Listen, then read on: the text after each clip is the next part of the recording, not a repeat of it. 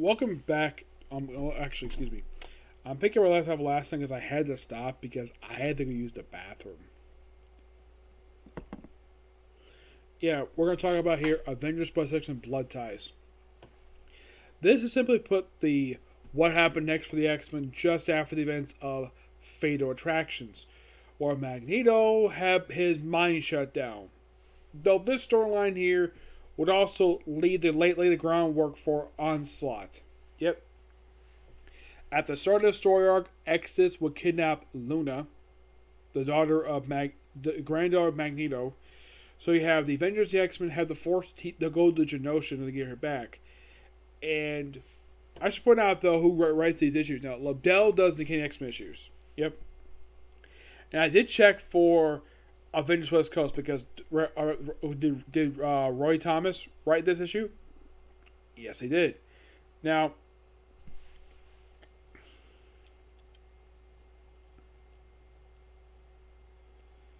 thing starts off with basically in Hammer Bay, where you have Cortez, along with you have, of course, there's a shield here. This is Blood Ties Part 1, done by Bob Harris. I think this is the Avengers issue, if I'm not mistaken. Yes, I believe it is. Let me just make sure of that.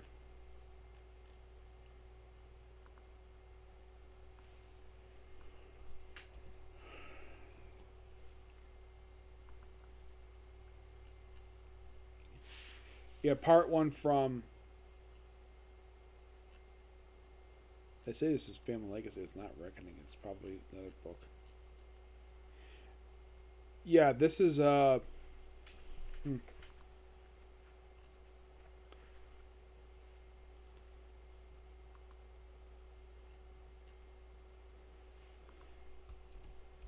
There is, in fact, a one-shot that came out. It's been collected a few times.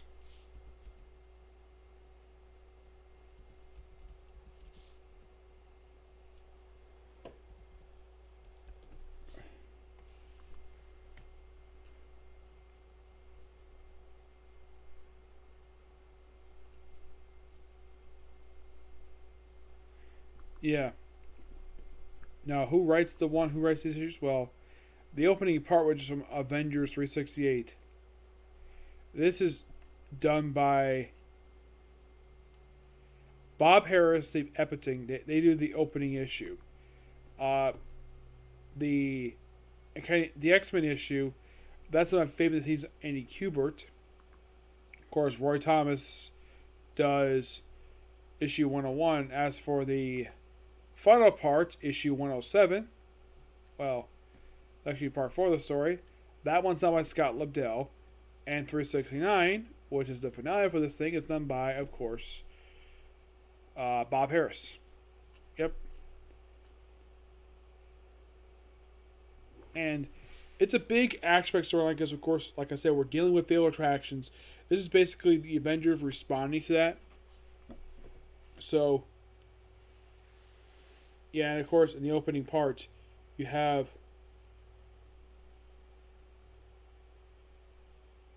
Dan Walton being possessed. Thinking, what the heck is going on here? U.S. agent gets involved. Here at Handpicking, of course, they go to Genosha to go rescue her. The X-Men basically go over there. Yeah. Now, one of the parts is done by Jeremy Junior, excuse me. Yeah. Yeah, and of course, basically, yeah. They get saved with Cortez. And of course, you have Magneto here, who's in a coma. Yeah, he's been in coma with Fatal Attractions. That's something Xavier did. Why did Xavier put him in coma? Because he removed the antimanium metal from Wolverine's body through his freaking pores. I have read online, and Perry David confirmed this to me. It was all his idea. So, if you blame somebody for basically making Wolverine having a bone claws for many years in the 90s, blame Pierre David. It was all his idea. Yep. So, you can kind of think of basically the first time the Avengers are taking part in something alongside with the X-Men. Fight alongside, you think AVX or something like that basically involved. Nope. This time. Yeah, and then of course reveal the true villain. I think it's Xavier Cortez. Nope, it's Exodus. Yes.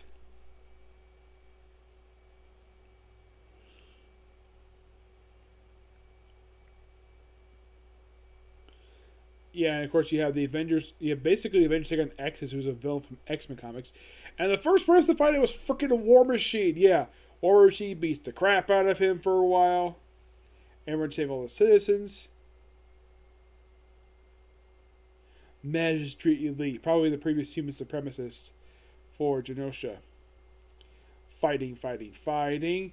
Yeah, in terms of favorite Cortez, not talking to is not him, but somebody else. Yeah, after War Machine is taken out, then the end of this part, it's like, oh, he beat War Machine. Alright, mutant. You showed off yourself against human beings. You know what's a different species? How about a few rounds with an Eternal? Time for a little 101 with Cersei, who at this time was dating Black Knight. No, seriously. Yeah, then we get to the King X-Men issue. Yeah, this is basically King X-Men 307. And look at the artwork. You're thinking, huh, that art still looks very familiar. That's Jarby Jr.'s artwork. Yep. Yeah. Big action fighting here. Cersei's having a blast fighting him. And of course, basically, various Avengers basically trying to explain to you what the heck is going on in a very appropriate way. I'm not really a big fan of how John Romita Jr. draws Cersei here. Like, oh, let's have her leg look like this for some reason. I'm like, what the heck? Seriously. And of course, basically, Black Knight's obviously worried about her because, well, they're dating at this point. Currently, nope. Like, Cortez, give my daughter. And of course, haha. And then of course you have, well, Exodus. Yeah. Him trying to get involved. Like, oh, you kidnapped the granddaughter of Magneto. They think of your legacy. The X-Men don't do much as crossover, mostly just the Avengers. And eventually with the finale, they finally team up. It's like, well, you were here for the first Genoshan crisis. I assume Lou's kidnapping here brought you here. It was a catalyst. We heard you were on the alley, Captain America. Since the Avengers didn't get involved with the first Genoshan crisis, see Extinction Agenda, really a crossover. Okay, brought you here. It was a catalyst. But don't think you need to have the market cornered over more outrage over what's happening here. We're here to help. You mean Axis? The weird skies began seconds after his battle with Cersei ended. It was too coincidence. You took an extra cherry? Beauty and power? I like that. Remind me charm later, X-Man. What's more important, realize that's power. Yep, so then we have various people working together. We have War Machine working with Storm. And of course, Cersei, you have basically no choice but the Avengers and the X-Men to team up, take on frickin' Exodus. While Professor Xavier is in with the refugees and the Matter Elite. Big aspect brawl to conclude the final part of this, conclude part 5 of the story. Yeah, really good here. Like the action here. Not like some how things characters drawn here, but yeah, really good story. Exodus is taken on by not an X-Man. Nope, it's Black Knight using his lightsaber. Yes, he had a freaking lightsaber at this point, and he slices at Exodus, knocking him down, but he does save Luna. Luna's reading out her mother and think, oh yeah, everything's a hunky-dory. They kind of end the storyline there with her being reunited with the mother, and like, okay, and what's next? You'll go home? Possibly?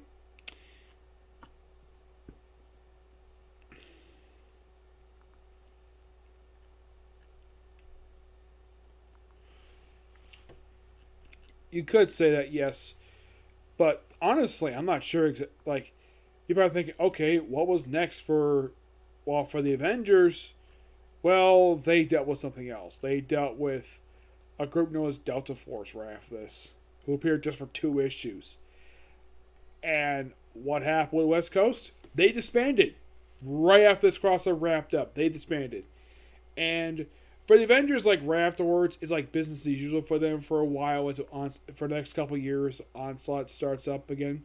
Yeah, not for at least for a few years, but this is basically what happens right afterwards. And the X-Men basically go back to what they were normally doing. You probably think it was their crossover to happen right at the Bloodties for X-Men? I don't think so, no. Because just a few issues after this concluded, they just basically, just did a few standalone issues and had issue 30 being the wedding of Scott Summers and Jean Grey. But at least it happened. Yeah, it happened. Yeah. So, yeah, with that, that's pretty much the end of Avengers West Coast. Great series. I do recommend checking it out. I mean, most of it's in trade. Yeah. To date, you're probably thinking, okay, what issues are currently not in trade when it comes to Avengers West Coast? Oh, what do I give? Avengers Section Bloodties? 9.5 out of 10. Yes. Now, as for West Coast, what issues are currently... Most of the series is in trade right now. Yes, thanks to the Epic Collection, a little more is in trade. But these are the issues currently not in trade right now. 7679 and 83 to 88. And that's it. And you're thinking, really? That's it? Yeah, that's all not in trade. As far as I can tell, I'm not really sure exactly why these issues are not in trade, just that there aren't. Mm-hmm. And I kind of wish basically Marvel would do more of these epic collections. Yeah, because the fifth one, which I didn't review, but I did review the issues in it, that went to 672, basically collecting most of the stuff that's already in some of the other stuff here. But if they ever did like another epic collection, I would think they probably would do like 73 to about, could be up to about 88. That's what they probably could do. Maybe review, maybe also in the last couple annuals of the series. Or 6 and 7 because 8 was what collected what happened afterwards. And they could probably do 1 or 1 after that one.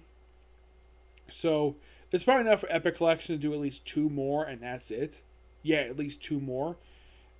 And this basically concludes reviewing, well, Avengers West Coast.